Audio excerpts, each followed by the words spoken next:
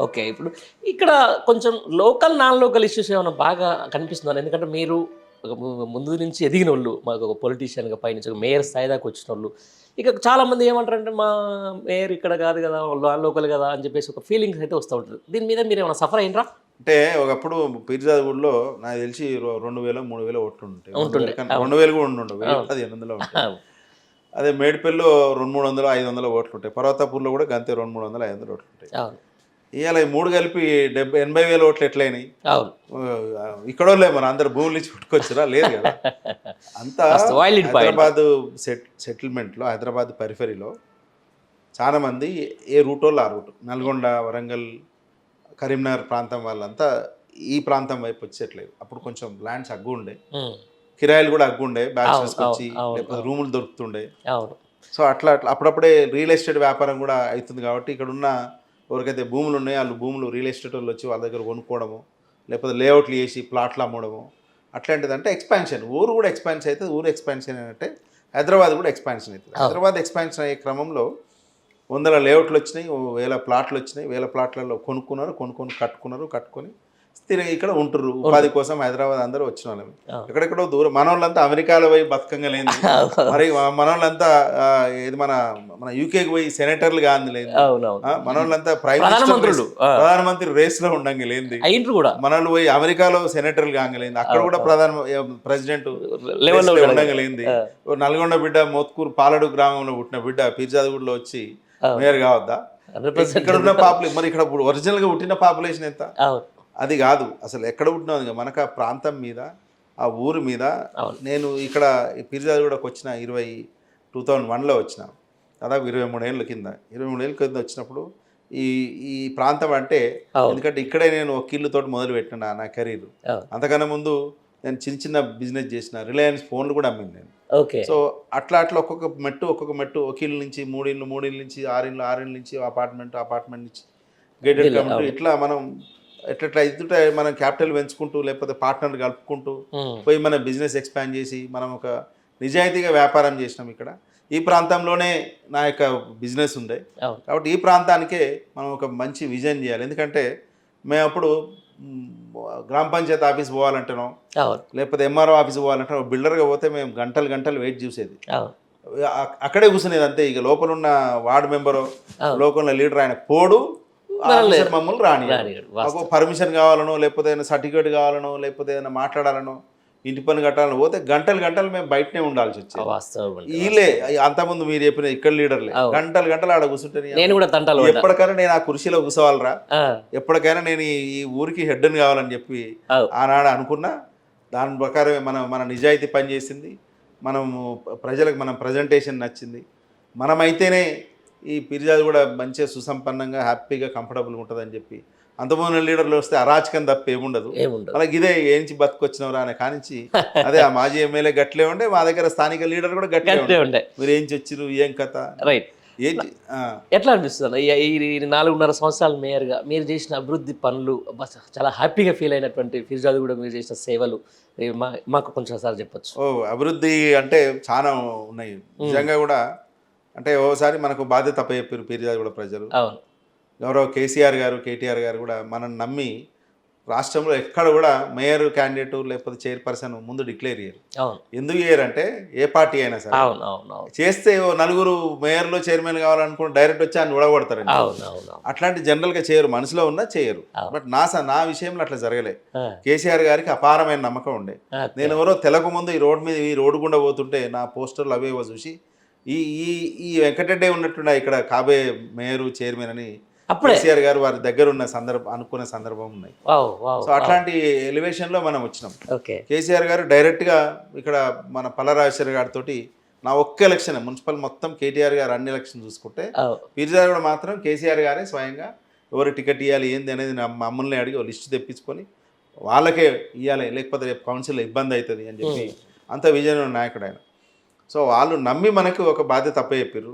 ఎంతోమంది పాపం అంటే ఎంతోమంది నాకన్నా పెద్ద లీడర్లున్నా, నాకన్నా నిజాయితీ అవును. గలోళ్ళున్నా హ్మ్. వాళ్ళకి పాపం వార్డ్ మెంబర్ కూడా ఎన్నికయ్యే సందర్భం దొరకదు చాలా సందర్భాల్లో. 100%. అవును. లేకపోతే సర్పంచ్‌గా వాళ్ళు వాళ్ళు కాలేరు. అవును. చాలా రీజన్స్ అయిన రిజర్వేషన్లు అనుకూలించకపోవచ్చు, అవును. లేకపోతే ఈయన వయసు వచ్చేసరికి ఆ పదవి ఈయనకు చిన్నదైపోయి చిన్నగా ఉండొచ్చు, ఉండొచ్చు. అవును. లేకపోతే అవును. ఇంకేమన్నా ఆ టైంలో కరెక్ట్ సమీకరణాలు ఏమైనా మారి ఉండొచ్చు. వాస్తవం. చాలా మంది 20-30 ఏళ్ళు రాజకీయం నుండి కూడా పెద్ద పెద్ద లీడర్ల నుండి కూడా ఒక వార్డు మెంబర్ కూడా ప్రజాప్రతినిధిగా ఎన్నిక అయ్యే కాకపోయి అవకాశం ఉండొచ్చు. దొరకదు. దొరకదు హ్మ్. రకరకాల రీత్యా, వాళ్ళు ఏదో కేపబుల్ కాదని కాదు, అవు కానీ వాళ్ళకి అవకాశం వచ్చుండదు. మన కేసీఆర్ గారు ఇంత బ్రహ్మాండంగా అవకాశం ఇచ్చారని చెప్పి ఇప్పుడు పెట్టుకొని ఫస్ట్ మేము పెట్టుకున్న టార్గెట్ ఎలక్షన్ టైంలోనే మేము నీళ్ళు ఇవ్వాలని చెప్పి. హ్మ్. అప్పటికే మిషన్ భగీరథ 1లో కేసీఆర్ గారు దాదాపుగా 40-45 లక్షల లీటర్ల ఓవర్ హెడ్ ట్యాంక్స్ శాంక్షన్ చేయించారు, కట్టిపించారు. ఓకే. కాకపోతే చిన్న చిన్న పనులు పెండింగ్ ఉండే. పెద్ద పెద్ద లైన్లు వేసారు, ఇన్లెట్లు అవుట్లెట్లు. మేము రాగానే ఏం చేసినామంటే ఒక 244 వర్క్స్ ఐడెంటిఫై చేసినాం. ఓహ్!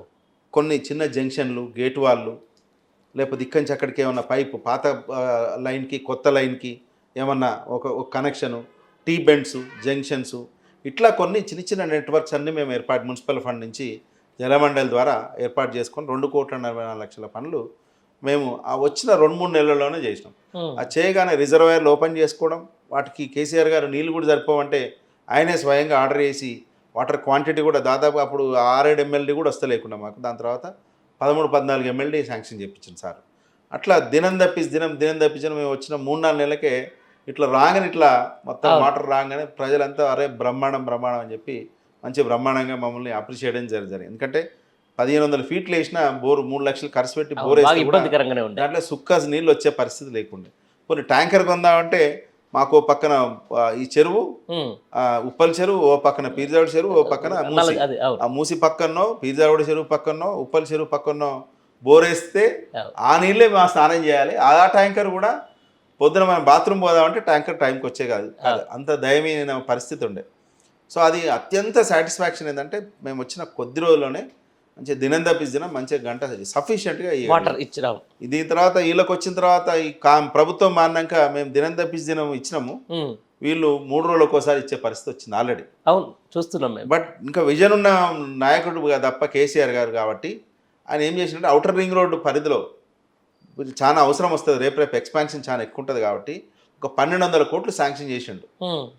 హెచ్ఎండిఏ లిమిట్స్లో జిహెచ్ఎంసీ లిమిట్స్ దాటిన తర్వాత ఓఆర్ఆర్కి 1,200 కోట్లలో మీరు ఇన్ఫ్రాస్ట్రక్చర్ ఇంప్రూవ్ చేసుకోండి అని చెప్తే మేము ఆఫీసర్లు, మేము ఇక్కడున్న ఆఫీసర్లు మేము కలిపి మేము ప్లాన్ చేసుకొని పీర్జాగూడ గుట్ట మీద ఒక 50 లక్షల రిజర్వాయర్కి ఒకటి, ఇదే మళ్ళీ రైతు బజార్ దగ్గర ఇంకొక 20 లక్షలు, సాయేశ్వర్య గుట్ట మీద ఇంకో 20 లక్షలు, ఇంకో 90 లక్షలు మళ్ళీ యాడ్ చేయించినాం.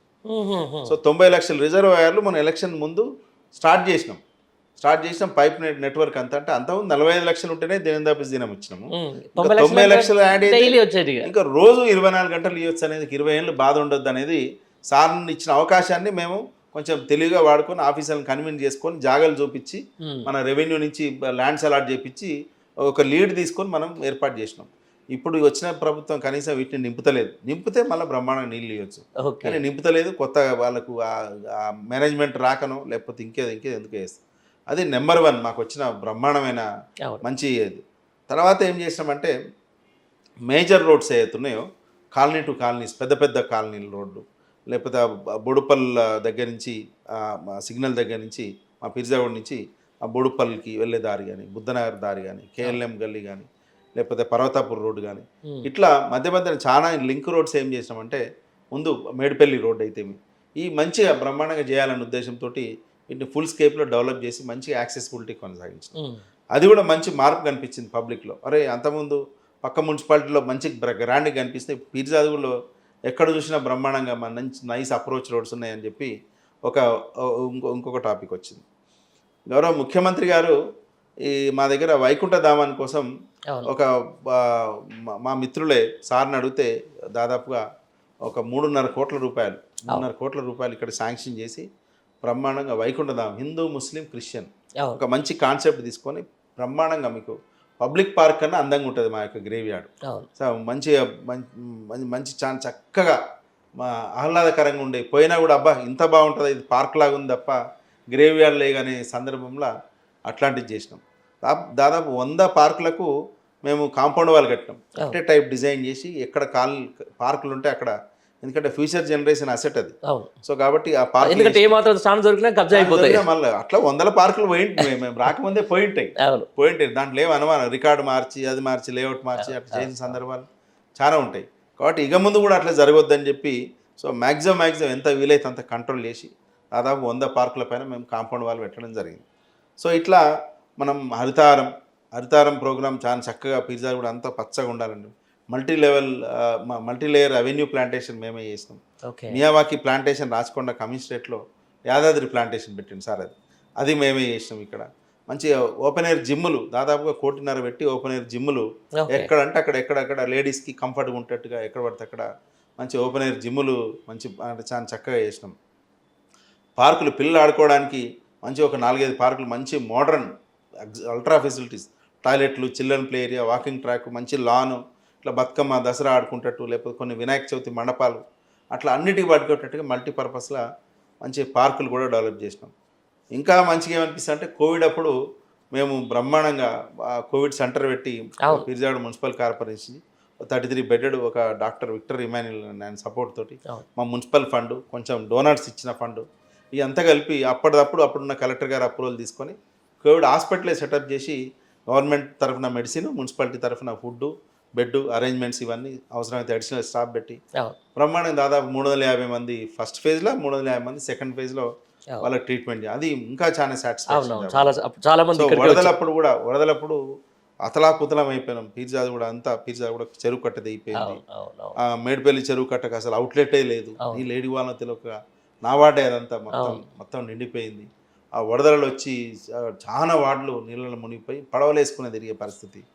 అట్లాంటి స్థితిలో మా కార్పొరేటర్లు అందరం కూడా బాగా పనిచేసి కొన్ని జేసీబీ 30-40 జేసీబీలు హైర్ చేసి పాల ప్యాకెట్లు, ఫుడ్డు, భోజనాలు అట్లా నీళ్ళనే ఒక వారం రోజులు ఉండి బోట్లు వేసుకొని పోయిన పరిస్థితి. ఇట్లాంటి పరిస్థితిలో తట్టుకొని మనం చేసి రాత్రి పాపం పిజ్జా కూడా చెరువు కట్టేస్తే ఆ కింద ఉన్న కార్పొరేటర్ దేవేందర్ అని పాపం రాత్రి వాళ్ళందరూ అలర్ట్ చేసి వాళ్ళందరినీ చేసుకుంటూ పోయి సో ఇట్లా చేస్తే దాని మన శాశ్వత పరిష్కారం కోసం 110 కోట్ల రూపాయలు మనం కేటీఆర్ గారిని రెగ్యులర్ కలిసి బడ్జెట్ లేదన్నా కూడా సార్ అడిషనల్ బడ్జెట్ మిగులు బడ్జెట్ నుంచి అయినా శాంక్షన్ చేయండి అని చెప్పి మిగులు బడ్జెట్ నుంచి 110 కోట్లు బోడుప్పల్ పిజ్జా కూడా ఇక ఫ్యూచర్లో ఎట్టి పరిస్థితుల్లో ఇట్లాంటి ఇబ్బంది రాకూడదని చెప్పి దాన్ని టేకప్ చేసినాం. పిజ్జా కూడా పర్వతాపూర్ రోడ్డు మా మున్సిపల్ ఫండ్ 2 కోట్లు 3 కోట్లు పెడితే సరిపోదు అని చెప్పి ఎట్లనే చేసి దీన్ని మనం చేయలేము ఇన్ని డబ్బులని ఒక 26 కోట్లు హెచ్ఎండి నుంచి శాంక్షన్ చేపించి అది చేయించినాం. ఈ 2 ప్రాజెక్టులు మధ్యలో ఆగిపోయినాయి. అంతే గవర్నమెంట్ రాగానే కథం ఆపేసేయి అనేసరికి ఆగిపోయినాయి. కానీ ఇదేం ప్రభుత్వాలు మారినంత మాత్రాన పబ్లిక్ అవసరాలు అయితే అయిపోవు కదా. పబ్లిక్ అవసరాలు కూడా సడన్గా షిఫ్ట్ కావు కదా.